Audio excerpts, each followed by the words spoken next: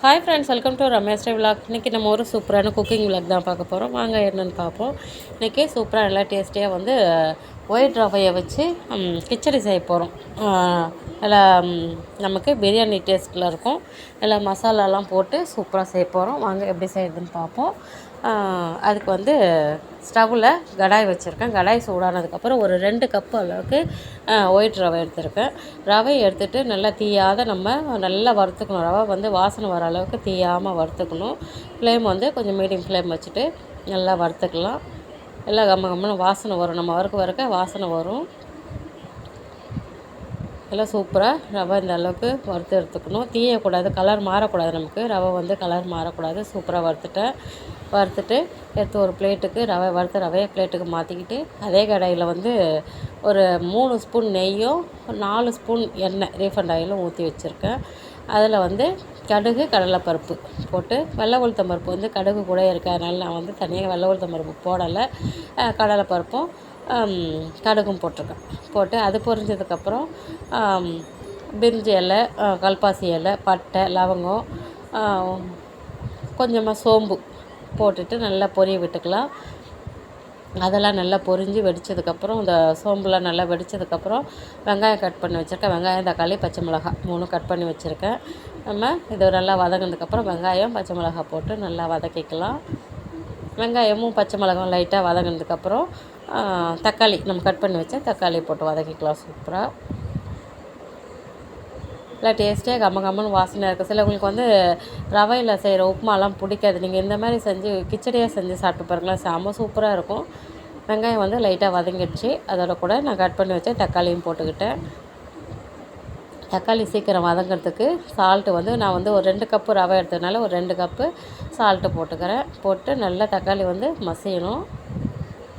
நல்லா கரண்டியெல்லாம் நசுக்கி விட்டு நல்லா வதக்கிக்கலாம். சூப்பராக வதங்கிடுச்சு பாருங்கள். இப்போ இந்த ஸ்டேஜில் வந்து கொஞ்சமாக முந்திரி பருப்பு எடுத்து போட்டுக்கிறேன். போட்டுட்டு லைட்டாக வதக்கினா போதும். நம்ம முன்னாடியே போட்டுட்டோம்னா முந்திரி பருப்பு வந்து தீஞ்சிரும், நமுத்து போன மாதிரி ஆயிடும்.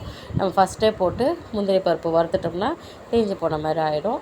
இப்போ வந்து இஞ்சி பூண்டும் கொஞ்சம் அப்படியே லைட்டாக பல்ஸ் கொடுத்து நறுக்கின மாதிரி மிக்ஸி ஜாரில் போட்டு நறுக்கின மாதிரி எடுத்துருக்கேன். இஞ்சி வந்து கொஞ்சம் பெருசாக மசியாமல் இருந்தது. அதனால் இஞ்சி வாயில் தட்டுப்பட்டால் பசங்க சாப்பிட மாட்டாங்க. பூண்டாக இருந்தாலும் பரவாயில்ல, ஏதோ அட்ஜஸ்ட் பண்ணி சொல்லிடுவேன். முந்திரி பயிர் இருக்குதுன்னு கூட அட்ஜஸ்ட் பண்ணி சொல்லிடுவேன். இஞ்சி வாயில் தட்டுப்பட்டால் சாப்பிட மாட்டாங்க. அதனால் கொஞ்சம் இஞ்சி மசியாமல் இருந்துச்சு, அதை எடுத்துகிட்டு அந்த பூண்டு வந்து ஒன்று மதியமாக லைட்டாக முழுசாக தெரிகிற மாதிரி போட்டு நல்லா அந்த பச்சை வாசனை போகிற அளவுக்கு வதக்கிட்டேன். அது வதங்கினதுக்கப்புறம் ஒரு கைப்பிடி அளவுக்கு சின்னதாக ஒரு அரை கைப்பிடி இருக்கும் புதினா வந்து நல்லா போட்டு வதக்கிட்டேன். புதினா வந்து கண்டிப்பாக போடணும். இந்த கிச்சடிக்கு வந்து புதினா போட்டால் நல்லா வாசனை கம்மன்னு இருக்கும். நல்லா பிரியாணி டேஸ்ட்டில் இருக்கும். இந்த ரவா கிச்சடி சூப்பராக இருக்கும். அதுக்கப்புறம் ஒரு அரை ஸ்பூன் கம்மியாகவே மஞ்சள் தூள் போட்டிருக்கேன். இதுக்கு மிளகாத்தூள்லாம் தேவையில்லை. நம்ம பச்சை மிளகாய் வந்து காரத்துக்கு பச்சை மிளகாய் போட்டுட்டோம். மஞ்சள் தூள் போட்டுட்டு அந்த லைட்டாக அந்த மஞ்சள் தூள் பச்சை வாசனை போகிற அளவுக்கு அதையும் வதக்கி விட்டுட்டு சுடு தண்ணி பக்கத்தில் சுட வச்சுருக்கேன். 2 கப்பு ரவை எடுத்தேன் இல்லைங்களா, அதுக்கு வந்து 5 கப்பு அளவுக்கு சுடு தண்ணி நல்லா கொதிக்க வச்சு எடுத்து வச்சுக்கிட்டேன். நம்ம பச்சை தண்ணி ஊற்றி கொதிக்க வைக்கணும்னா கொஞ்சம் நேரம் ஆகும். அதனால் பக்கத்து அடுப்பில் சுடு தண்ணி போட்டு எடுத்து வச்சுக்கிட்டேன். இப்போ நம்ம வறுத்து வச்சுருக்க ரவையை போட்டு நல்லா கிளறிடலாம். ரவை வந்து போட்டு கிளறும்போது நம்ம ஸ்டவ் வந்து சுத்தமாக சிம்மில் வச்சுக்கணும். சிம்மில் வச்சுட்டு ரவையை வந்து கொஞ்சமாக அப்படியே சீராக கொட்டிக்கிட்டு ஒரு கையால் நம்ம கிளறிகிட்டே இருக்கணும். அப்படி நம்ம கிளறாமல் விட்டுட்டோம்னா உருண்டையாக ஆயிடும். ரவை வந்து உருண்டையாக ஆயிடும். அதனால் லைட்டாக ஒரு கையால் கொட்டிக்கிட்டு நம்ம ஒரு கையால் கிளறிக்கிட்டே இருக்கணும். அதுக்கு தான் ஸ்டவ்வை வந்து சுத்தமாக சிம்மில் வச்சிடணும்னு சொல்லியிருக்கேன். ரவையை போட்டுட்டு நல்லா கிளறி விட்டுடலாம். அந்த தண்ணிக்கும் ரவை வேகிறதுக்கும் சரியாக இருக்கும். தண்ணி வற்றவும் ரவை வேகவும் சரியாக இருக்கும். 2 கப்பு ரவைக்கு 5 கப்பு தண்ணி ஊற்றிருக்கேன். அப்போது 1 கப்புக்கு 2.5 கப்பு தண்ணி கணக்கு. ஏன்னா கிச்சடிலாம் வந்து கொஞ்சம் லைட்டாக குழஞ்ச மாதிரி இருக்கணும் இல்லைங்களா, அதனால் ஒரு அரை கப்பு எக்ஸ்ட்ரா ஊற்றிருக்கேன். மேலே வந்து தட்டு போட்டு மூடி நல்லா கிளறி விட்டு வேக வச்சுக்கணும். இல்லை சூப்பராக அந்த தண்ணி வற்றி ரவை வந்து சூப்பராக வெந்துடுச்சு பாருங்கள். இப்போ லாஸ்ட்டாக நெய் வேணும்னா ஊற்றிக்கலாம். நான் வந்து ஃபஸ்ட்டே ஊற்றுறதுனால எனக்கு இப்போ வந்து அதில் நெய்யும் எண்ணெயும் அதிகமாக இருக்க மாதிரி தான் தெரியுது. அதனால் லாஸ்ட்டாக வந்து நெய் ஊற்றலை. சூப்பரான ஒயிட் ரவை கிச்சடி ரெடி ஆகிடுச்சு. அடுத்து வந்து அதுக்கு சூப்பரான காம்பினேஷன் சைட் டிஷ் வந்து உடச்சக்கடல சட்னி அரைச்சி வச்சுருக்கேன். உடச்சக்கடல, தேங்காய், பச்சை மிளகாய், இஞ்சி, பூண்டு வச்சு அது கூட கொஞ்சமாக சால்ட்டு வச்சு சட்னி சூப்பராக அரைச்சிட்டேன். சட்னிக்கு வந்து கடுகு போட்டு சூப்பராக தாளிச்சிட்டேன். தாளித்த கடுகையும் நம்ம சட்னியில் எடுத்து ஊற்றிட்டு இதோட கூட சைட் டிஷ்ஷாக வச்சு சாப்பிட்றதுக்கு சூப்பராக வந்து போண்டா, உளுந்து போண்டா செய்யலாம் அப்படின்ட்டு உளுந்து வந்து ஊற வச்சோம். நல்லா 1 மணி நேரத்துக்கு முன்னாடி ஊற வச்சுட்டு மிக்ஸி ஜாரில் போட்டு அரைச்சிட்டு உளுந்து அரைக்கும் போதே உளுந்தோட கூட பச்சை மிளகாய் போட்டு அரைச்சிக்கிட்டேன். இல்லை காரத்துக்கு நான் வந்து பச்சை மிளகாய் உளுந்தோட கூட போட்டு அரைச்சிட்டேன். பச்சை மிளகாவும் சால்ட்டும் போட்டு அரைச்சிட்டேன்.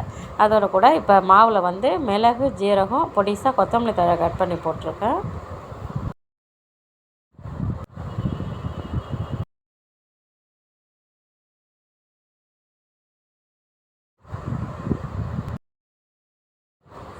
நம்ம ரெடி பண்ணி வச்ச மாவு வந்து போண்டா மிக்ஸை வந்து எண்ணெய் வந்து நல்லா சூடானதுக்கப்புறம் கையில் வந்து தண்ணி தொட்டுட்டு நம்ம போண்டா அப்படியே கிள்ளி மாவு எடுத்து கிள்ளி போட்டுடலாம். சூப்பராக மொறுன்னு போண்டா வந்து இந்த கிச்சடியோட கூட வச்சு சாப்பிட்றதுக்கு சூப்பராக இருக்கும். இதுக்கு அந்த சூப்பரான தேங்காய் சட்னி அரைச்சிருக்கோம் இல்லைங்களா, அதோடு தொட்டு சாப்பிட்றதுக்கு செம்ம சூப்பராக இருக்கும். மார்னிங் பிரேக்ஃபாஸ்ட்டுக்கு இந்த மாதிரி செஞ்சு சாப்பிட்டு பாருங்கள். நல்லா விரும்பி சாப்பிடுவாங்க. வேண்டாம் ரவையில் செய்கிறது எது வேண்டான்னு சொல்கிறவங்க கூட இதெல்லாம் விரும்பி சாப்பிடுவாங்க. சூப்பரான கரகரம் மொறுன்னு உளுந்து போண்டா ரெடி ஆகிடுச்சு. எப்படி இருக்குது பாருங்கள். நம்ம வந்து லைட்டாக அப்படி திருப்பி விட்டு வேக வைக்கணும். இல்லைனா ஒரே பக்கமாக செவந்திருக்கும், மற்ற பக்கம் வேகாத மாதிரி தெரியும். இல்லை எப்படி நல்லா உப்பி வந்திருக்கு பாருங்கள். போண்டா சூப்பராக ரெடி ஆகிடுச்சு. சூப்பரான மார்னிங் பிரேக்ஃபாஸ்ட்டுக்கு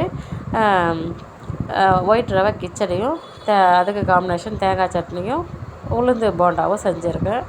சூப்பரான காம்பினேஷன். மார்னிங் பிரேக்ஃபாஸ்ட்டுக்கு இந்த மாதிரி செஞ்சு குழந்தைங்களுக்கு கொடுங்க. நீங்களும் சாப்பிட்டு என்ஜாய் பண்ணுங்கள். செம்ம சூப்பராக இருக்கும்.